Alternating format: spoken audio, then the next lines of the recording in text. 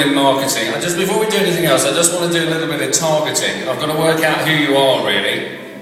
So I'm just going to do a little bit of qualitative, just to see, what you know and what you don't know. Help me target my material. So don't think about this too hard. But what I really want you to do, if you could, don't think about it, could you please all laugh like pirates? Obviously, I was going to say 1, 2, 3, but you don't. I will say 1, 2, 3. 1, 2, 3. That's very, very interesting. We obviously have no idea that most pirates are now Somali. Anyway, who am I? I'm getting ahead of myself. Who am I? Well, my name. Did my name come up, by the way, on the thing? Oh, well, that's very good. I once went to one of these things in Germany. It's a genuine story. I went to one in Germany where everyone out there was British and everybody up here was German. And this poor bloke who started presenting couldn't understand why everybody started pissing themselves the minute he started talking. It's because his name had come up on the screen.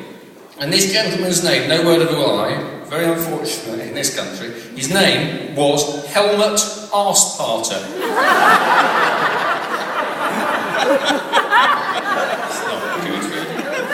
Anyway, I'm not him.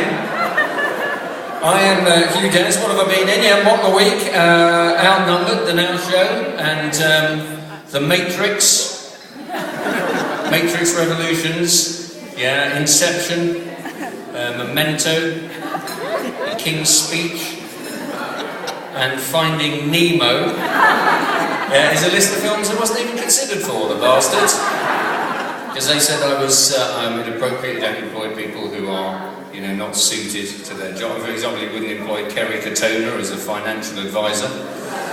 You wouldn't employ Jeremy Clarkson as a mediator in a public sector dispute.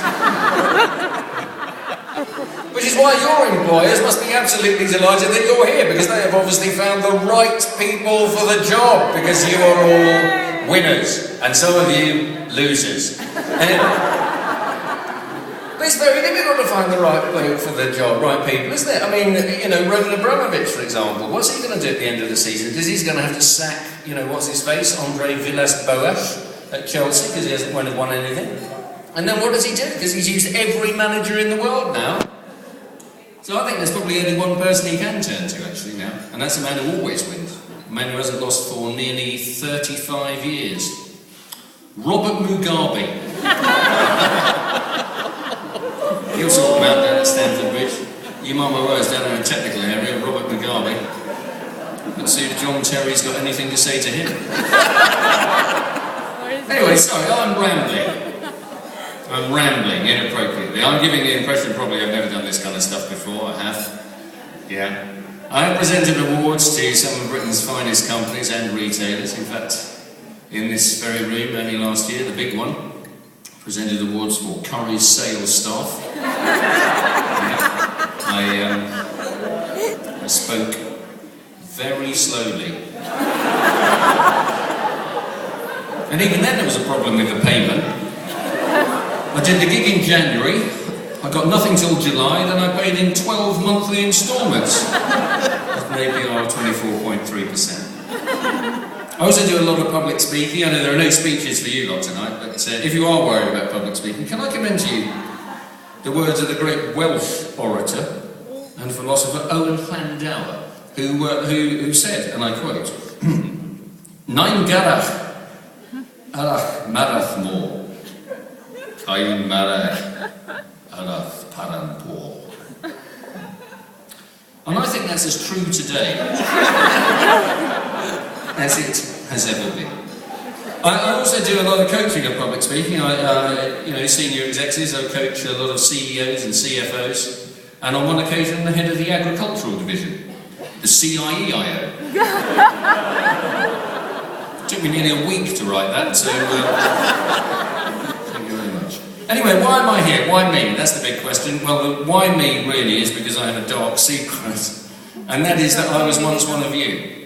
In that I used to be a brand manager, incredible as it may seem. For 7 years, I was a Unilever brand manager. You Procter & Gamble bastards.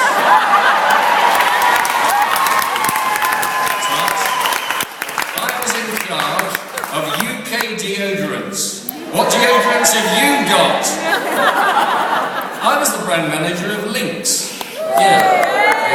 Hey, now we're talking. But don't worry, because I also launched some of the most unsuccessful products, genuinely, that Unilever has ever produced. I launched a toothpaste that was delisted after 3 months. And I tell you why it was delisted.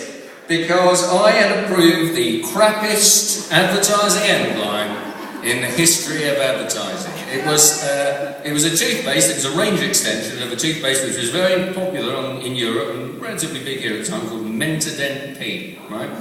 And it was a children's version. It was a minty gel. So I allowed the advertising agency to get me to sign off on an advertising headline which read, quite literally, Mentadent gel, be chums with your gums. Now, I think it's fair to say, you're not going to find shitter than that. 3 months it lasted. I lasted substantially longer. If you have a disaster, it's great for a career. Anyway, but even now I find it very difficult not to look at the world in a marketing way. I genuinely do. Always having little marketing ideas, wondering if I can sell them. I had one for British Telecom the other day. I know none of you work there, but you may end up there. And if you do, you can have this for free. It's a calling circle thing. I think it would really work. It's like Friends and Family, but it would be called Foe and Family. And essentially what happens is you give British Telecom the names and numbers of 10 people you hate. And then every time they call you, it costs them 20% extra. It's a fantastic idea.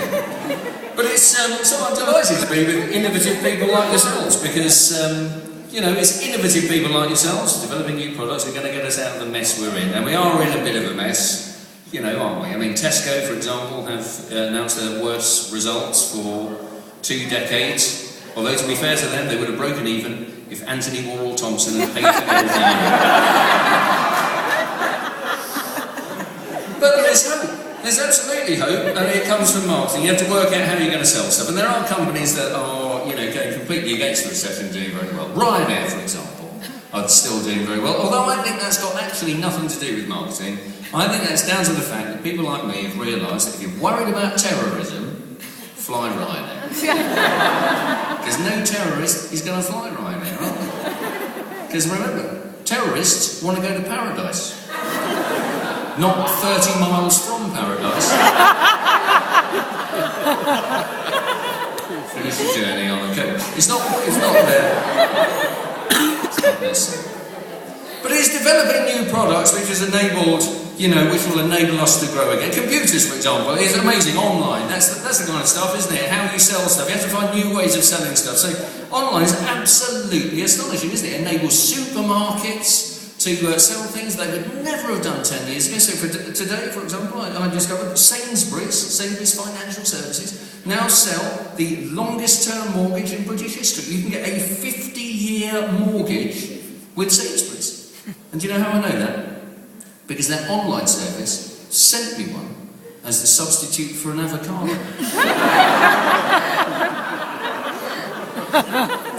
And the BBC are constantly developing new products. They're very keen on interactive, but that just shows you have to be a little bit careful, because the worst one I saw on the BBC, it went, man on BBC Worldwide, genuinely said, if you want to know more about the threat posed by North Korea's nuclear program, press the red button.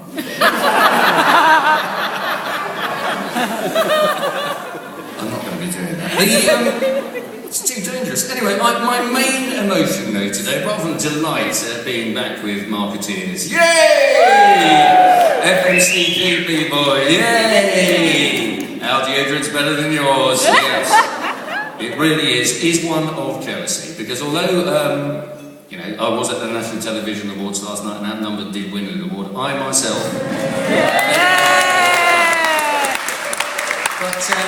I myself have never actually won anything at all. Not strictly true, because last year I did win a competition for a plasma screen, but it turned out to be a blood test. It's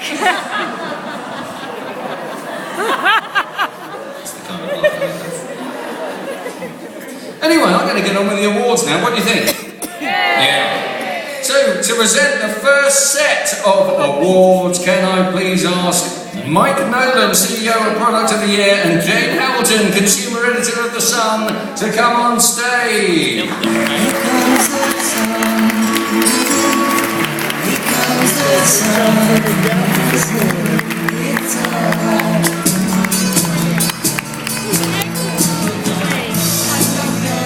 Well, welcome to Mike and Jane. Well, that sounds like a children's book, doesn't it? But anyway, do look out for coverage of the award.